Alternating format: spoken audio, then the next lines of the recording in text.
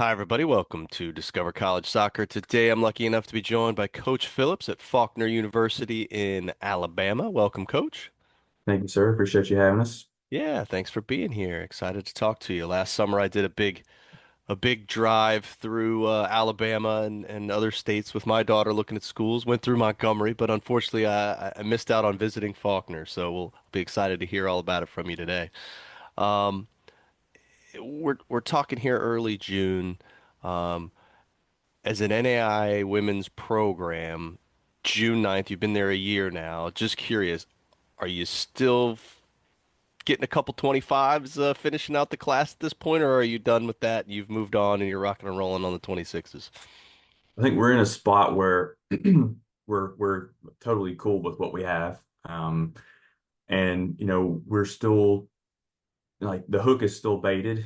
Still out there because we do have a little bit room to grow. I lost 11 seniors to graduation last year. So coming in my first year, it's great to have that experience, but then they all leave at once, kind of breaks your heart a little bit. But I still think, yes, sir, like you were saying, I think right now, obviously for us, the main focus is next year as far as recruiting, but there's no reason why we couldn't add right now for sure. Okay. Well, and not unlike a number of NAI programs, you got a decent number of international players on there. So is some of that late recruiting perhaps internationals because they just tend to be later in the process, or is it just kind of everybody? It could be. I think right now, really there's only one more that I think is a realistic possibility. It just happens that she is an international, but um, we lost basically all of them to graduation this past spring. So a little bit of reloading in every category. I've been wording it as kind of have a sprinkling is what I've been calling it, Hmm. and really being specific and selective with that group, and being careful with that, just as like we would be with the local girls. But yeah, I think right now, like you said, like a lot of them are making that late decision. Some have reversed the decision. So we're definitely still open right now. We have a little bit of room to grow for sure. Okay. Well, whether you're focusing on 26s, maybe even talking to some 27s or whatever the case may be, where is it that you like to do your recruiting? What events do you like to go to? Where can folks see you out and about looking for players? Yeah, so we start here and we work our way out. My one of the big things I wanted to do when I came in was, you know, really focus on here out as far as our local girls. I mean, I'm from Alabama. I'm from the north part of the state in the Athens area near Huntsville. That area is just exploding and it's always been a good talent for like the girls' sports have always been really, really good in that area, and soccer is kind of becoming. I mean, it basically is at this point the number one sport on the girls' side. And I think if we can start here, work out towards, you got Birmingham right above us. My wife's from that area, and then you got Atlanta 2 hours away. Birmingham's like an hour away. My area, Huntsville, Athens area is 2 hours and 20 minutes. And then south of us, you're at the beach in 2 hours, and we have some Pensacola girls on the team, the Florida area. So we're in a good spot. I think if we can kind of work in that little circle there, up to Huntsville, over to Atlanta, down to Pensacola and up, but really starting here and as the epicenter and kind of working out like a ripple in the ocean as it goes out. I think we can really do that, and it will make us more sustainable, which is an issue I think the program has had. Um, and I think we want the girls when they come here to be here for this is what we do. We want them here the whole time, or if their transfers is however many years they have. But we want them to come here and stay here. And as far as places that go, I've really focused on high school because I was a teacher and I kind of speak that language. And I think right now that's very undervalued area.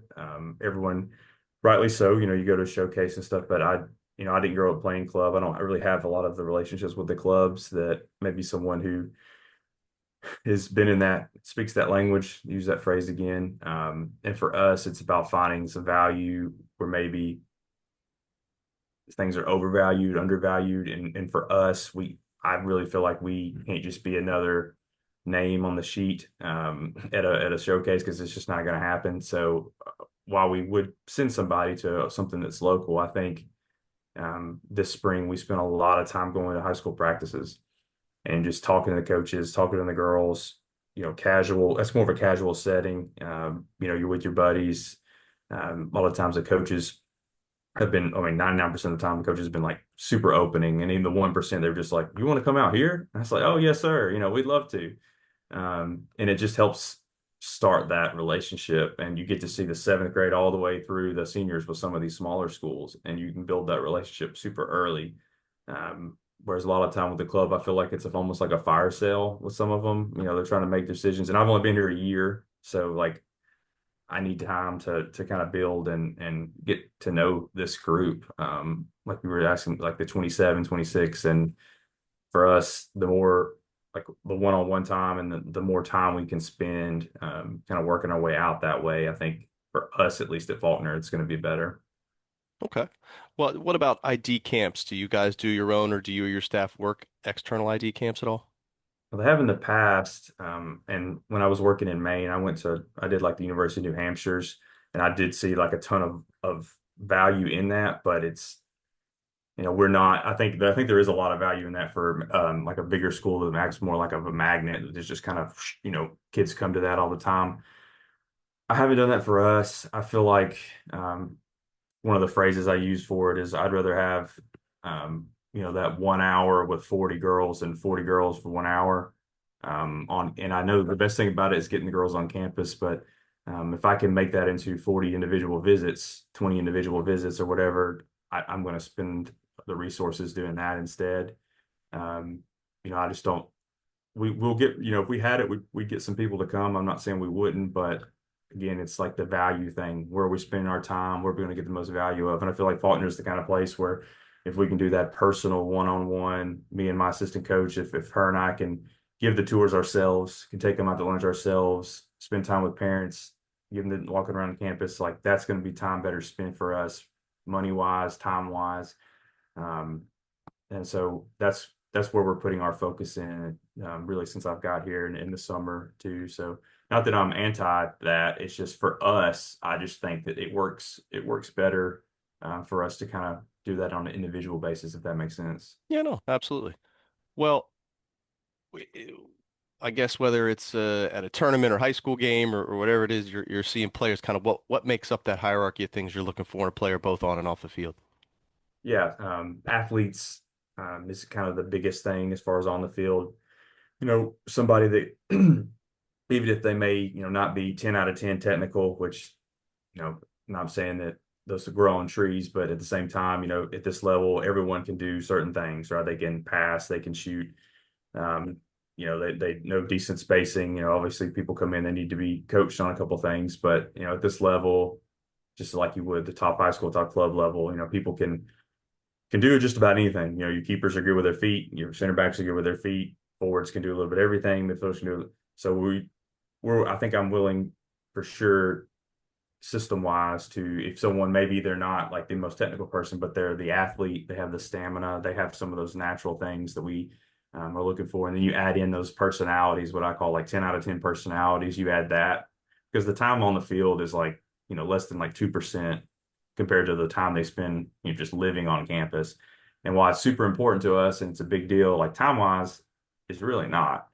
And it's kind of a different way to look at it maybe, but like we're saying like what can this girl give us over 4 years? And if she can give us that big plus off the field the whole time, like we're willing to big time go for that. That's an investment that's going to pay us back, very, very quickly. With all the time they're going to spend on campus and the influence they're going to have on their current group and then future groups too. But off on the field for sure, the athlete, if someone, like I said, maybe lacking this much in like a technical thing, but they have that athleticism stuff, we can coach that, we can work with that. It fits as long as it fits the system, which when I've been in a year now, so I can be a little bit more, I guess, not, I don't know if specific's the right word, but selective maybe. And we want to be able to keep doing that more and more as we go on, being able to look, okay, does this person fit what we want? Yeah, they do. But do they fit this specific position? yes, no. The off the field stuff is something we see right away, and we make that decision very quickly, and then it's either thumbs up, thumbs down, and we kind of move on. Faulkner's a place I feel like that's super important. It's a place where if you want to come here, we want you here, and we'll find a way to get you here. I think it needs to be that kind of place. So without being too generic, I think number one, athletes love, when girls say, "Oh, I play volleyball too. I play basketball." That's great. I grew up doing baseball and soccer. I ran cross country in college, so like um, that's my background's a little different too. So I love seeing the girls that kind of get after it and do different things. It kind of helps them be a little more well-rounded. And a lot of them are pretty good at managing time too, which I failed to be good at that. I think I'm probably still pretty bad at that. And it's amazing to see the girls we have being able to balance all that. It's pretty impressive. So I'd say in a nutshell, that's basically what we like to have for sure. Okay. Well, when you check out the website, you notice that you've got a varsity roster and a reserves roster. Kind of talk to me about how that all works, how many total players there are. How does that, how do you recruit to that? What's that look like? It's good questions. I feel like that answer is always changing for me because I don't know, it's not really trial and error. It's just a sequence of events. And some of it's different, some of it's the same. So my assistant coach, Ainsley Lockwood, who just finished up her 5th year playing here, she was a graduate assistant. She's going to be full-time assistant this fall. So she's kind of going to be over that reserve team, as we're calling. The school kind of wants us around like 20 for that group and 24 for the first group. And so we know we have fluidity between one of our current captains started out on that team 2 years ago. So we came in and it was right away. I saw, this is somebody we need off the field and on the field. And so we made her a captain this past spring. So there is, the fluidity between the through teams. And the reserve group, they'll play other teams in our conference that have that too. They'll play some local club teams. It's all one group, but when it's time to play, when it's time to get down to specifics, we will work with them separately. There's a lot of girls, but at the same time, it gives them a good opportunity. They're eligible for the academic money from the school, as well as a little bit for the athletic side, and I think it really helps. And what I'm trying to do with it is really, really, really focus on that local group because it's a resource for local girls for sure, and we're already seeing that. Right away. I think the group we have coming in, they're all from, I got to think about it, 15 minutes. Well, one's probably more 30 minutes down the road. But like that's big. And if we can do that every year, I'm smiling. That's fantastic because those are the girls that are going to stick around. And they have those personalities that we love, and they're just going to be fun to be around. And I think Ainsley is going to do a really good job with that too. So that's kind of that balance. It helps when you have numbers here or there, and we've got several girls from that team that are knocking at the door for the first group. Like they're already basically in the door. I'll just put it that way, and that's credit to them. But yeah, that's kind of how we want to use it. The school is asking us to do it, and we're going to do the best we can with it. So that's kind of the way we look at it. Okay. Well, let's talk a little bit more about the school. I'm sure folks not familiar with Faulkner there in Montgomery, but you've been there a year now. I mean, you're from Alabama, so tell us um, what are some things you found to really enjoy about the school? Maybe some things we wouldn't even know by going through the website. Yes, sir. So I'd never even been on campus until I started working here. Us North Alabama folks, we always say when we go through Montgomery, we're headed to the beach. Because I went to a really small high school and stuff, so I never really came down, really past Coleman, the Coleman area above Birmingham. And so when I played in college, I played at a small school in Tennessee. We played here, and we didn't play them on campus, but like that's really my first. I had a girl in one of my high school classes go here for volleyball, so I'd heard of it, and we played down here and played the school.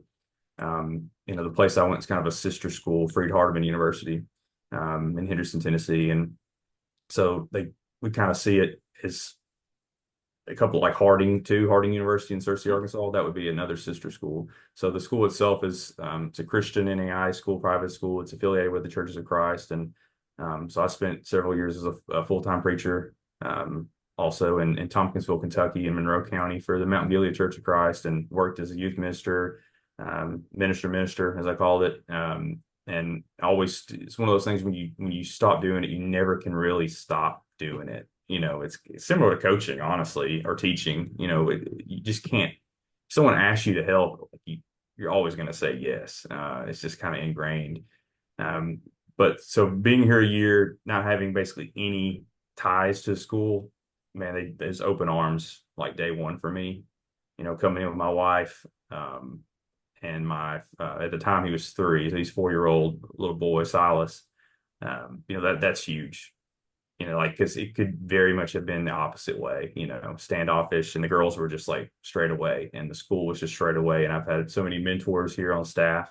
One of them just poked his head in a while ago that have helped me to other coaches and helped me to kind of settle.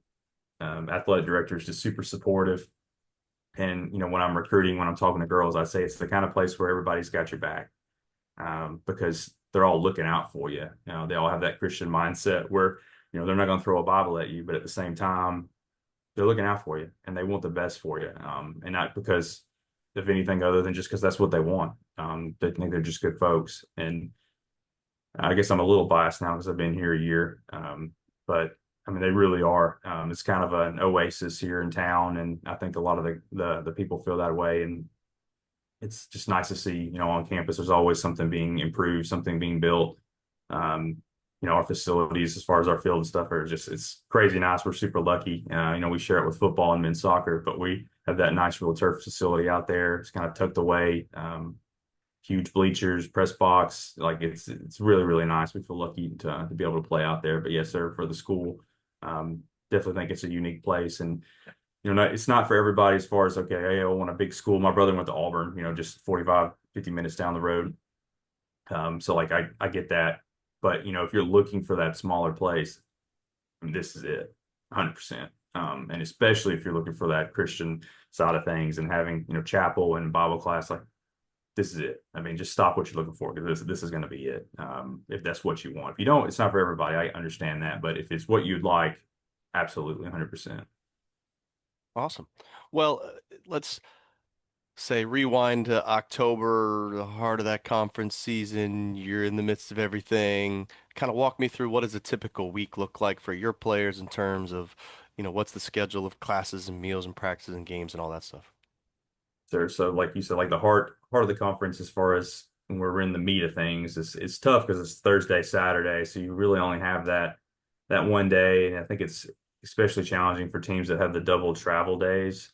It's not like you're traveling 7, 8 hours, but if you're having to go play away in Georgia, anywhere from 3 to 4 hours, and you sleep that Thursday night, have that Friday, and then you got to play again that Saturday. The emphasis on the Friday is always the recovery time for us. Um, that's just like there's nothing we really can do to get better that day other than recover, and that's a big thing we can do to get better. So we really, really try to focus on that. But the rest of the week, with Sunday we have off, so you're Monday, Tuesday, Wednesday. Um, you know, I think this fall our schedule is a little bit different. We're going to be doing the earlier morning practices because again we share a facility with football and men's soccer. So we have that morning time. It's great because we're the only women's team that uses the field. So we have it all to ourselves, nice and cooler in the Alabama heat, even into that October. It's we had a guy from New Zealand here last fall on the men's team, and he was looking around. He was asking me when do the colors of the leaves ever change, and it Hmm. was like October, and I was like, just gotta wait, man. Like it's gonna happen, but it was still pretty hot. But for the girls, we practice early in the morning. They go to class. We'll use a couple of those days to do recovery in the gym. So we have like a guy who's strength and conditioning. We especially use that Friday to do some. I don't know sometimes he does the yoga, sometimes he does the stretching, sometimes he kind of combines it all. But that's huge for whenever you're playing those day rest and then or game rest game, and then Sunday hopefully everybody's just kind of putting their feet up after church and just taking you a long nap. um, but once that starts, recovery honestly takes precedent over almost anything. So we hope to try to use that time from preseason to conference to really build up and to be able to sustain that, and then make sure we're using a deeper group than just the 11 because we're going to need everybody. You can't just necessarily go 90 minutes hard and then have one day and then 9 minutes hard and expect to have the same kind of, line graph there. Um, we love it. I think some players probably can, but to do that a weekend and another weekend and another weekend and another weekend, it really kind of starts to take its toll. So I think the recovery is a really big deal. And I think we can utilize the film and the classroom side of things more during that time. So we're recovering, but we're not just sitting around. We're trying to use our time a little bit more wisely there. We do quite a bit with that. I think the girls have really enjoyed that. But yes, sir, that's kind of the way we look at it. And nothing too out of the ordinary as far as the time and the schedule where we have practice. The girls have class, but we just try to use it wisely, and we usually try to keep our practices pretty short, short and intense rather than long and arduous. Oh, makes sense. Well, we talked about a little bit about other staff. So you say you have an assistant coach who's going to help with the reserve team, but are there any other staff? Are there any other folks in the athletic department or in the school that kind of help out with a team and offer support in any way? I think definitely support as far as being there for when we need them. But it's me and my assistant coach Ainsley, and then we'll be having a GA for the fall. So that'll be nice. Having that extra person because the two different teams and having kind of somebody to help. So we're not just like one and one. We have somebody with us. Because honestly, it's tough for us, but the girls deserve that. Like they deserve having the attention and getting the attention and the coaching that they need. So having that extra person is going to be huge. It's going to allow us to do even more because I enjoy it a lot, being able to do the smaller groups and the positional groups and stuff and getting to talk and doing more like one-on-one stuff. So that will definitely open that up a little bit more for us. Um, and I think that's pretty solid having the assistant and a GA for now. I think that's great. And I think if we needed something, I think this is the kind of place too where we could probably ask for it. And if we show that, yeah, we can live up to it and responsible with it, I think we could probably get that, because we do feel very supported by our higher ups for sure. Oh, that's great. Well, all right. What about you? How would you describe kind of your coaching style and maybe the style of play you're looking to implement there? Yeah, I would say it's extremely press heavy, very basketball. We take a lot from basketball. Um, take a lot from that kind of no huddle style. I remember being back in high school, and that was really big back when Oregon and like Cam Newton was at Auburn, and that was a big deal where they were trying to speed everybody up. And so when I first started coaching, that's what I wanted to do, and pressing just kind of fit the hand in the glove with that. And so we do that. We take a lot from basketball. There's a coach down in I really like to watch Jim Crutchfield, Nova Southeastern down in Florida. He does a lot of very interesting things. And while we can't do like the exact same things, it's more of a principle thing. What are they trying to do? What can we do to replicate that? How can we speed people up, make them make mistakes, and be really comfortable playing at that pace every single time? I mentioned, we want to do things a little bit differently. We want to try to zig when someone else zags. A good comparison that I've kind of been using lately is that I kind of want us to be the team that in American football, when they go play a team that runs a triple option, everyone just hates it. Because like Georgia Tech, Army, Navy, like you don't know, they're the only teams that do that. And so when they go play these teams, they have to practice differently that week. They have to look for things that are different. And it just so happens that that's what we want to do anyway. But I want us to try to really, really kind of lean into that and own it as our thing and make it, something that we're really proud of. And we were able to do that quite a bit last year. We were able to score 5 goals off of the other team's goalkeeper alone last year, by just pressing her and getting in face and deflections. But just from the goalkeeper alone, I told him, I was like, if we can get one, I'd be happy. And then they got one in the first game, and I was like, oh no, I don't know if my incentive, they got that pretty quick. I've got to come up with another incentive. Um, but that was great because it showed the girls, what it can look like, with the maximum running. And we don't expect to do that. I don't even, if we got one more, I'd be happy this year. But getting those types of goals and turnovers, and the girls really kind of embrace that. And you kind of have to look for, as like a different kind of player when you're doing that. So that's why I think when you heard me answer the previous question about the athletes, maybe that makes a little more sense now. And we really look for that in every single position. doesn't matter. It's more about the person and the athlete than the, oh, I played this position and I'm pigeonholed, to this thing. It's like, well, what else can you do? Maybe you fit this in the system you're playing now, but for us, we see you as this, and that's something that you can get minutes right away doing this. Whereas maybe other when, we have somebody that's a little better suited for this. But we do a lot of, to get technical, it's more ball oriented slash man oriented pressing. We'll change it up as we go. We try to call it out on the fly, even similar to like a basketball style possession. Ball goes out of bounds. Hey, let's switch to this. Let's switch to that. Keep people off balance. The girls really kind of enjoy leaning into that, kind of taking ownership of it. And it's one of those things where, if I was asked to coach one more game in my life, that's how I would do it. So, I want to always be passionate about it, and that's something I'm super passionate about. And I'm always willing to change. Like one of the big words that we have is like opportunistic on the board. Always be that. So if this works in this situation, do it. If we have some kind of set play drawn up, but there's someone standing wide open, pass it to them. And that's a really simple thing to say, but if we can try to translate that and always be switched on and looking for those opportunities, mainly with our pressing, like that's what we want. And we want to always be opportunistic to find the easy things, but also to be set up and be able to work when that team's going to knock the ball around. Ding, ding, ding, ding, ding. What can we do to force them to speed them up, to make a mistake, and then to kind of to go the other way with it? Awesome. Well, Coach, really appreciate the time. Going to leave you with one last question, and that is, if you had one piece of advice for any, girl going through this college recruiting process right now, what would that be? Good question. I think naturally we think about ourselves. One thing I wish I would have just done more was just visit more, like talk to more people.